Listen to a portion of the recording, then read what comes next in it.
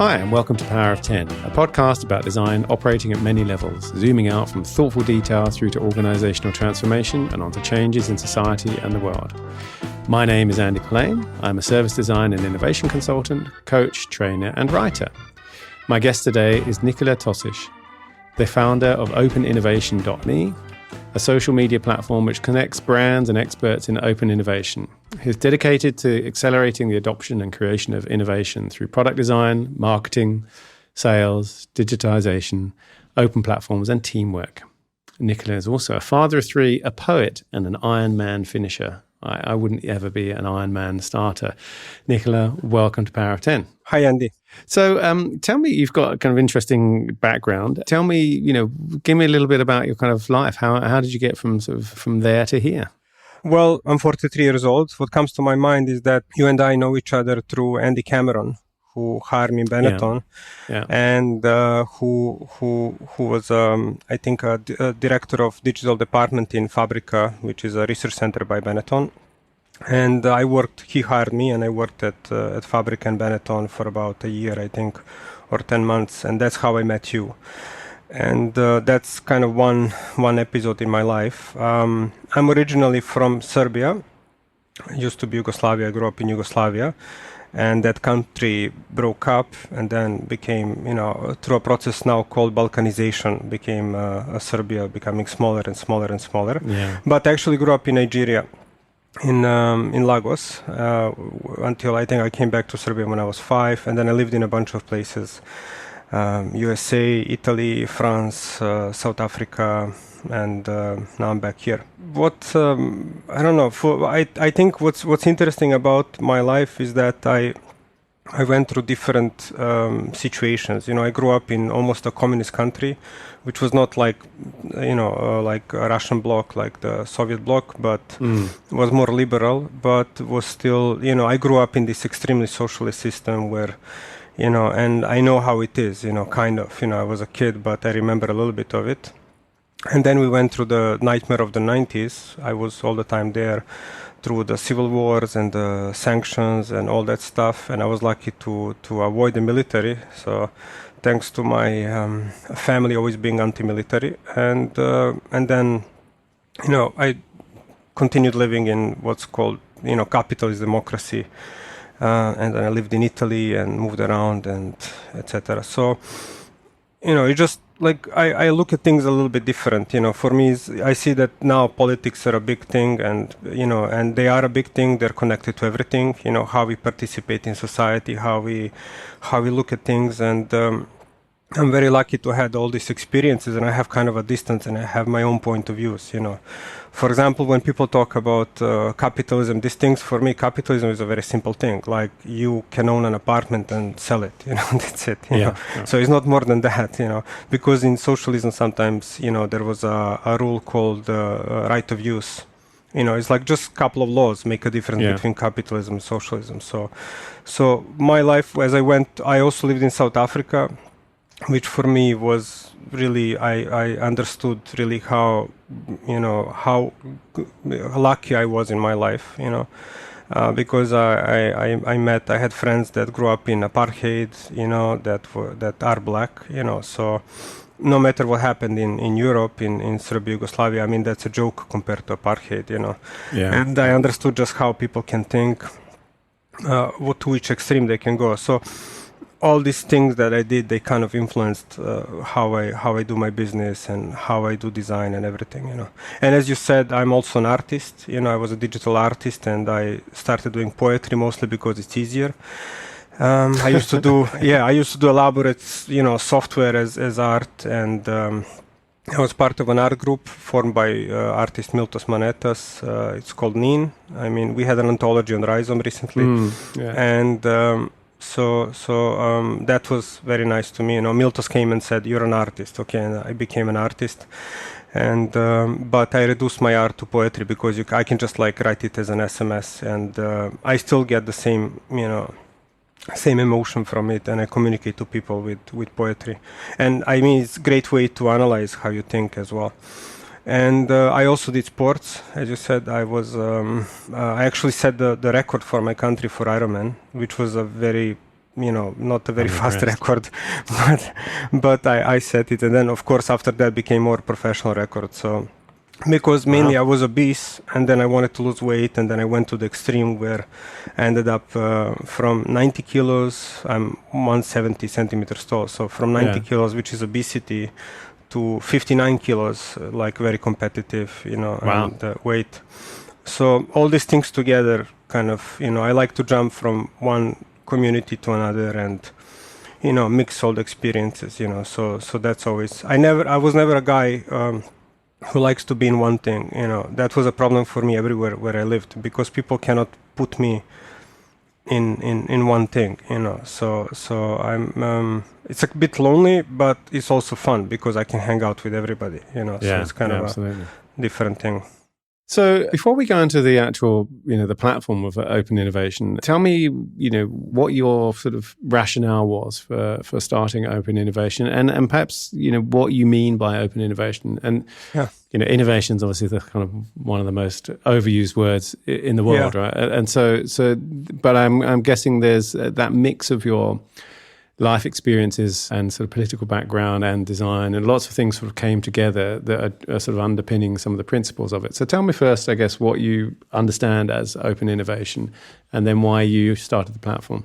Yeah, open innovation is a term by an academic from I think Berkeley, Henry Chesbrough. I think the correct way to pronounce his last name, just like mine, that's a bit difficult for me at least. And I think it's from 2003. I had to remind myself of that information. And I think he invented a great idea where it's open innovation is the opposite of internal innovation. I like to explain things with opposites. So the opposite of open innovation is creating something new, innovating, but within a very close group, like a research department in a company that has NDAs, and they can only talk to 10 people in a lab, and they cannot talk to anybody else. And then whatever happens, which makes a lot of sense if you're making very competitive things, or medicine, or I don't know, weapons or something, So I think it's very good that he created a term which is for all the other types of innovation, where you're much more, you're not so secretive. You can talk to other people, And I think his idea was, because I think he's in California, I think close to Silicon Valley, I think in Berkeley or something. So he was very interested to work with .coms. He wanted that academics work more with .coms and with the tech startups, so there is more communication there. But I like the idea, because some of our clients were adopting a few years ago open innovation, and it just struck me as a really like the pinnacle of sales and marketing. Because in the last years I was trying to understand, trying to go deeper in marketing and sales, meaning how you get something on the market. And then open innovation seemed like really this in my mind is the next thing, because you break the barrier between the company and the customers, and they become one, And so what I'm trying to do with our platform is that we push that even further. So there is a lot of platforms for open innovation. There are, basically every country, every industry has it. But what I try to do is to push it even more, to make it even more inclusive, to increase the participation of customers, and to break this idea that designer is God, engineer is God, they're going to guess what the market wants, and that companies could be a little bit more, modest and accepting, and allow higher level of participation, from the customers, and that, I have to explain also my history, that this is, let's say, my fourth startup, and the first one was in sports. So about 10 or so years we developed AI for sports, which was funded by the Danish government. For running, we designed artificial intelligence that was coaching runners, and then I did another sports project also in Denmark, also for all sports, that would increase efficiency of coaches. And in those two projects, my goal was to give everybody what happened to me, because I was overweight and unhealthy, and then I realized that sports can really help. And I just wanted to share that with everybody, and that was just an amazing experience for me, going from obese to an athlete, and that really inspired me. And I dedicated, I don't know, 6-7 years trying to build software for this, finding investors and building teams, etc. And then after that, because the main problem in that was marketing, coaches are like engineers, they know what to do, but how do you motivate customers to do something?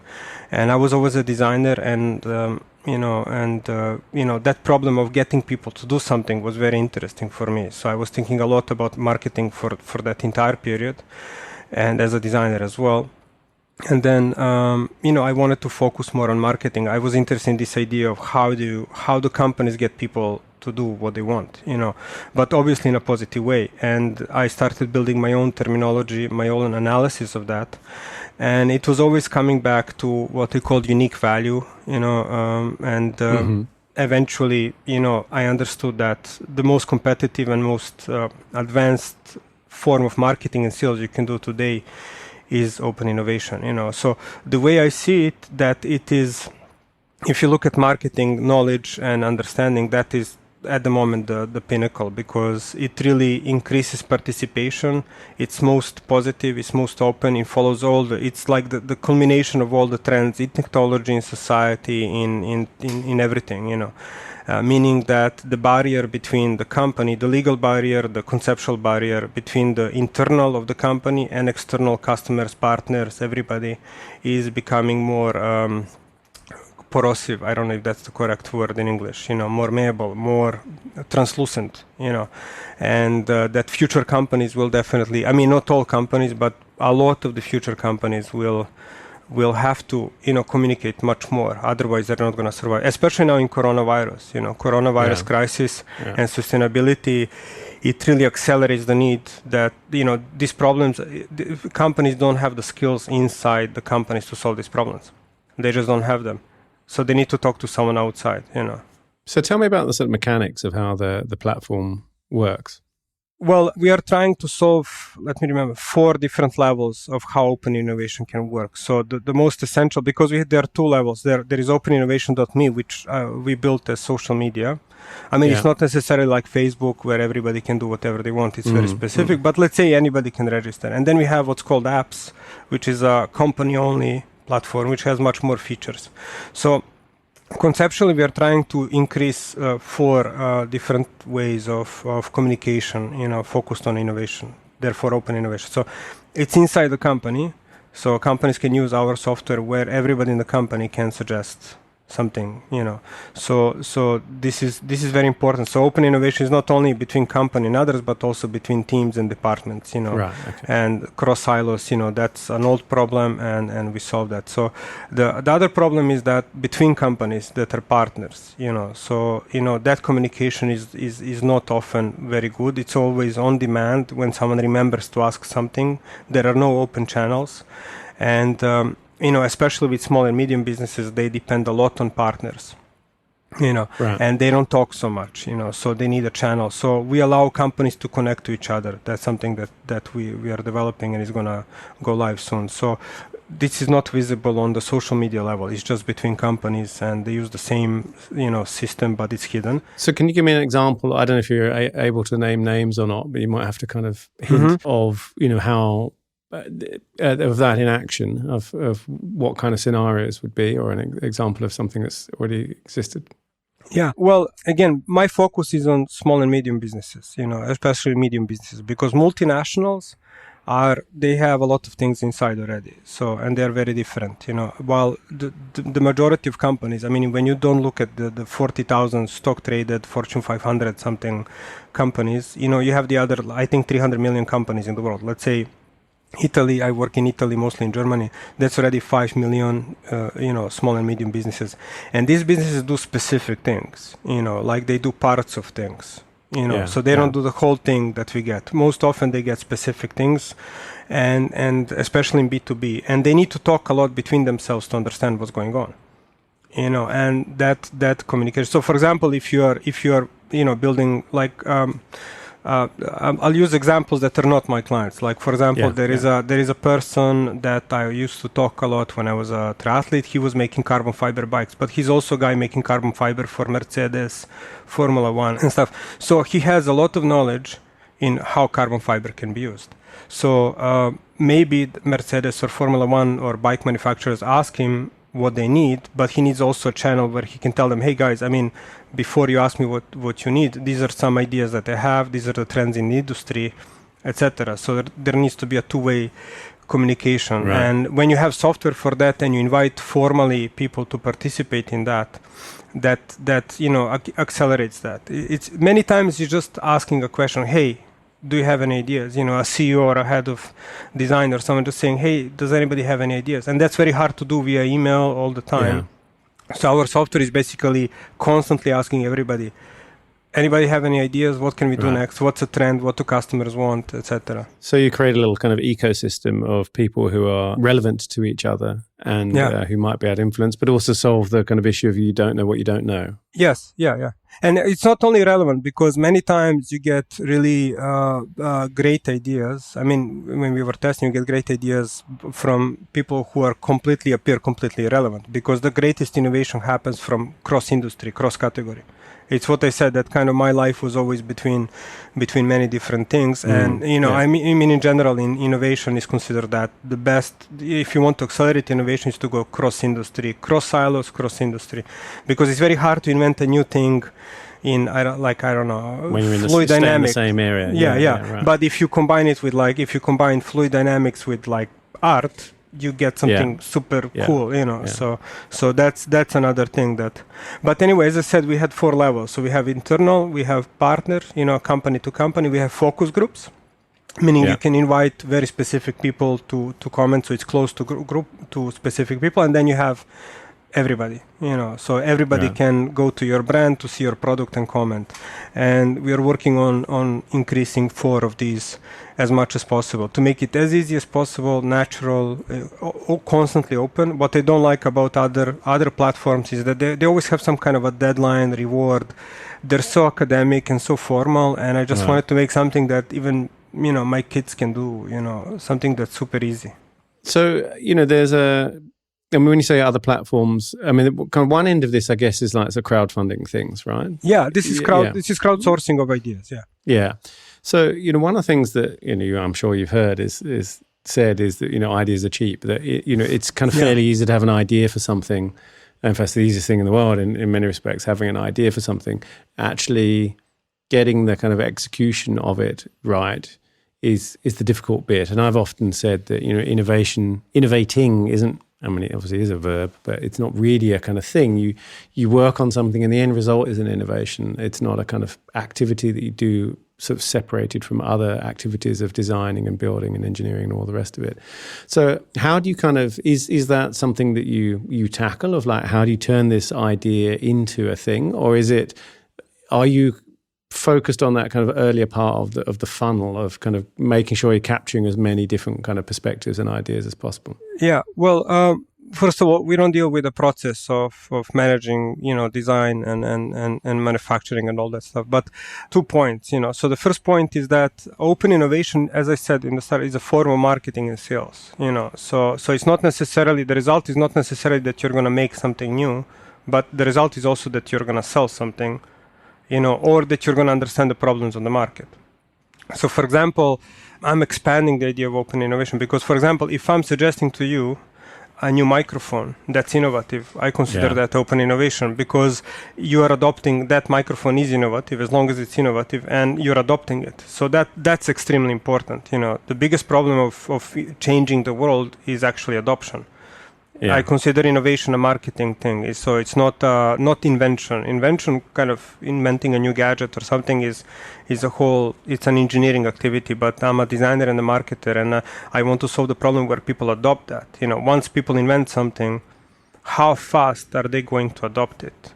And that's something that we're dealing with. So I'm not so much focused on, kind of figuring out how like a big research department is going to organize themselves and make a new medicine or an airplane. But I'm thinking about how can you start using a new software or that already exists, maybe tweak it. Or another problem is that people in a company actually understand what is the problem. or actually take a problem seriously. So that's when customers are telling you we want this and that. It's not necessarily that you have to make what they're saying, but you have to understand that idea, that need is coming from somewhere. So that's market research, let's say. Right. So the gathering of ideas is actually also the market gathering research. Of feedback and research, and seeing that there's a need here, because these ideas represent a need that hasn't yet been met. Is that what you're saying? Exactly. Yeah. So it's open innovation is an umbrella term that just for all kinds of activities. Sales, it's much better to sell through open innovation than actually call it sales. Because if you call it sales, that means, hey, I have a product, do you want to buy it? And people think about the price. But if you say it's open innovation, you're saying let's make this innovation work openly, let's talk about it. And then that's I think a much better view. Asking people what they think, you can do it in a very boring way, which is like Qualtrics or whatever they're called, these polls and stuff. Or you can just ask people, let's openly innovate. It's the same thing. Getting feedback, you can wait for people to complain, or you can just ask them to suggest things that are better. So I just see it as a very kind of a positive way to do all the things that already exist. I consider it like a little sugar on top of everything that exists in a company, rather than what I'm fighting against is that it's a like a little thing that you add in a company, or as a separate thing. So tell me about that then, because I guess I understand the feedback bit. I understand the sort of gathering of kind of ideas. I'm struggling with the sales bit to kind of make that connection exactly. So, but maybe tell me kind of what you're not. You kind of talked about how it happens in organizations. So, in what way is it different inside a company? You talked about this kind of very narrow or this small thing. Tell me about your thoughts on that. Well, every time there is a new thing that happens in business strategy or so like companies figure out a new thing, they get new software, new tools, new processes. I think they have a tendency to kind of like, okay, we need to get this. So they make a little team, designate a manager, and they say they did it because he's there. But it's isolated. It doesn't really change. So all the old things remain the way they are, and the new things are added separately from that. And that keeps going on. And that's something that's happening to open innovation, unfortunately. And I think the right way to do open innovation is that it's everywhere.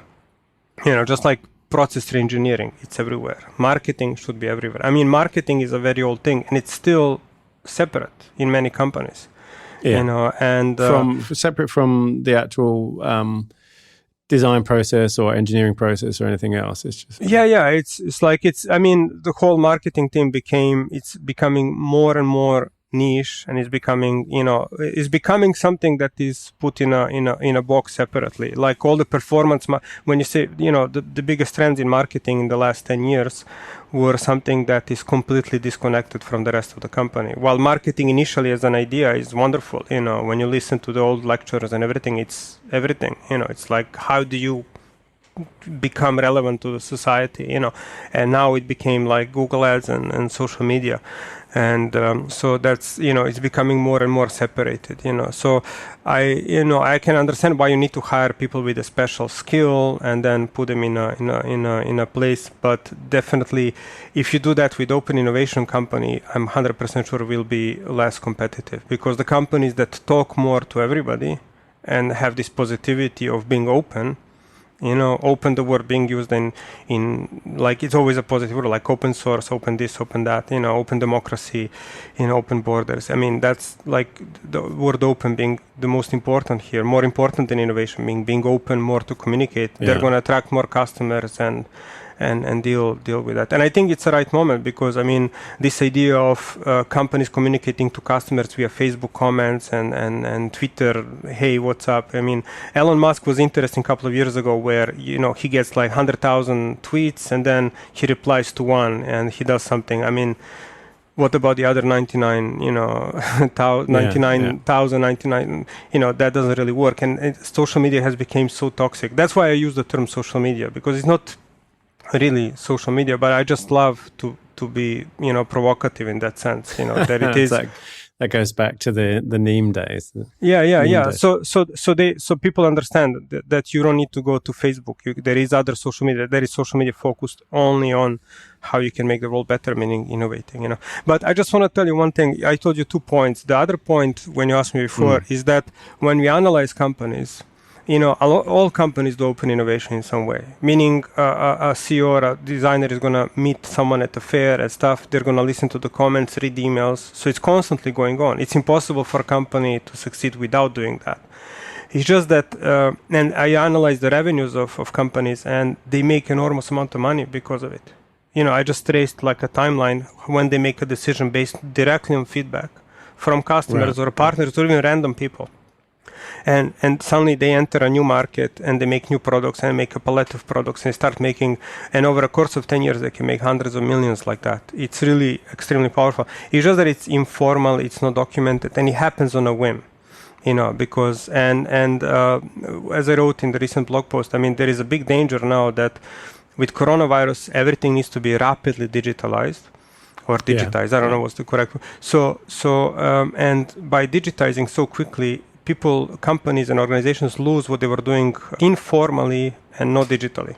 Because when you digitize something, then it's formalized. You know that it exists. There is some kind of a trace of it. But when you do it like a random lunch or something or a phone call, that's not documented anywhere. And you don't know that you are benefiting from this. So that's one of the reasons why platforms are even more important than digitalization, because companies have been doing open innovation, but super informally. Nobody knew that it was going. They didn't know the word. They didn't name it, but they were benefiting enormously from it. And now that they're just sitting in offices and zooming all day, they are not aware that they're missing it. Like all the other things that they're missing in customer and human relationships. So all the sort of informal conversations and crossovers and cross-pollination that happens when people go somewhere or meet with each other or kind of have a kind of random conversation. An average company was spending, I think, like a small company was spending like, I don't know, enormous percentages of revenue on airplanes and restaurants and cars. That's it's not going anywhere now. Now budgets are, I had, managers tell me that they saved like hundreds of thousands, if not millions on airplane tickets and fares. And so they're not spending on any of this. And meaning that some activity is lacking, and that activity where two people were sitting and they were doing something, coming up with ideas, and they were processing, and then it comes out into some kind of action. There is some invisible process before it's an action inside an organization. And the challenge now is to how do you replace that? What is the next thing? It's what Stephen Johnson talks about of kind of liquid networks, right? This idea in his book about innovation of the sort of gas. And I think that one of the things that you could legitimately argue has gone on in the sort of startup and VC space is, that's why I was sort of asking about the idea thing, which is, lots and lots of ideas and it kind of gets, but they don't really solidify in any way. But then traditional companies are solid. They're these crystalline structures where there's no interplay between them. And then the liquid, he takes this evolution model of the kind of liquid. You need to have these sort of molecules of different disciplines and people coming together, or ideas coming together and sort of sloshing around loosely, but sort of contained still in some way, for them to start to interact and to turn into something new. Well, I'm always very skeptical talking about multinationals, because every time I work with and I had my bit of working with multinational managers and top level managers and stuff, and that's especially from different cultures. One is to work with an Italian multinational like Benetton, where I work with Andy, where, Andy is I consider him a philosopher, and there was, Vignelli and Terry and all these people who are like, the average IQ is like 200 with amazing life experiences talking about, I don't know, social reform, while we are on Benetton paycheck, So that's a special culture, Benetton. I never saw a company like that. But I also work with people from Coca-Cola and Syngenta and companies like that. And I think they're very innovative in, kind of how they're going to squeeze a buck out of something. So I'm not a fan of I work mostly with like my perfect client is a company under 100 million, where I work directly with the person who founded it, or maybe the second generation, and they design the products and they are there with the people, and not a stock traded company, etc. So I really enjoy these companies, and there is a lot of them in Europe. I guess I don't know about States, but Italy, Germany, there. So most of my experiences come from these companies. In the last 10 years or so, or startups. Yeah. So what does your ideal future look like in 5 years from now as this has grown? What does the sort of success look like for you?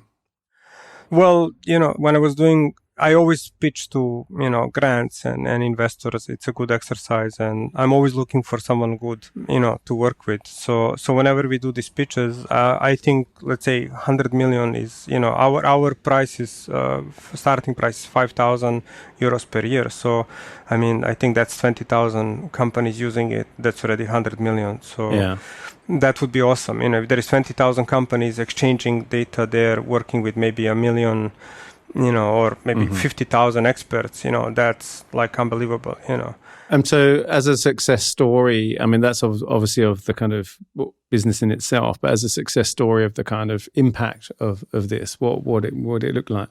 Well, I think that if we reach that number, because I don't believe anybody can have, I hope that, I don't know how the market share for open innovation is going to be. Companies are investing in it. They are, for a while, there are more and more platforms. There is a lot of activity on open innovation. So I don't know. What I hope is that the way I'm doing it, that is going to affect others as well. That other platforms are going to become more open, because there is a lot of what's paradoxical is that these platforms for open innovation are increasing openness a little bit, but they're also very closed.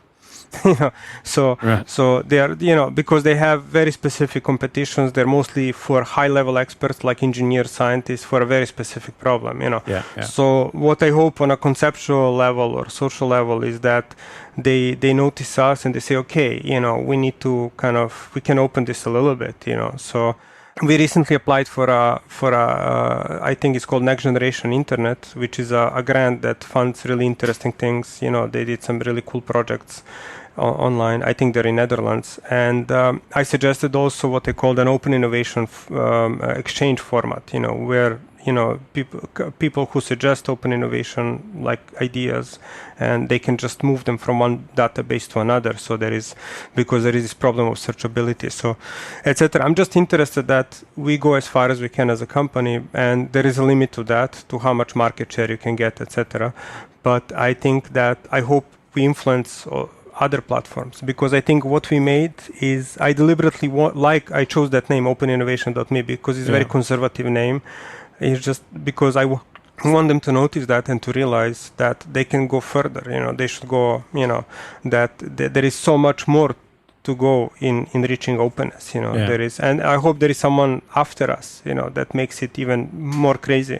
Because definitely there is a limit in my design capacity in how open I can make it. So in that way, I think like any designer, any entrepreneur, you are not able to change things yourself, but you provoke others in doing it, etc. So I'm relative to who is before us. So there's still that sort of provocateur in you is still alive and well. It's sort of, we go back to those early days of the sort of being an artist and playing with this medium. You're doing it in the innovation space too. Yes, I guess so. Yeah, everything's. I got upset once with an art journalist. He called all my work, all my business, art, and I don't know. I was upset because it was kind of extreme. I had employees and clients at the moment, so I don't know. So I got a little bit worried about that. But at the end, all of our work is always art in a way. We are all trying to say something else. Yeah. There's always it's clear that there's kind of a lot of personal expression in and philosophy behind what you're doing. Yeah. Andy was a master of that. Yeah. Sorry to interrupt you. Andy Cameron is really, sometimes I think he liked me a little bit. Maybe he didn't like me more than that, but I really respect him. I'm sure he did. I really respect him, because he's really, to meet a person like that in a business environment. He was really fighting. He was really trying to do something, and really an amazing person, very inspiring. He was. It's very inspiring. So listen, we're coming up to time. Power of 10 is, as you know, is named after the Ray and Charles Eames film, looking at kind of relative size of things in the universe. And the last question is always, what one small thing, either that is overlooked, exists already and is overlooked, or should be rethought and redesigned? What one small thing has or would have an outsized effect on the world if you could change it?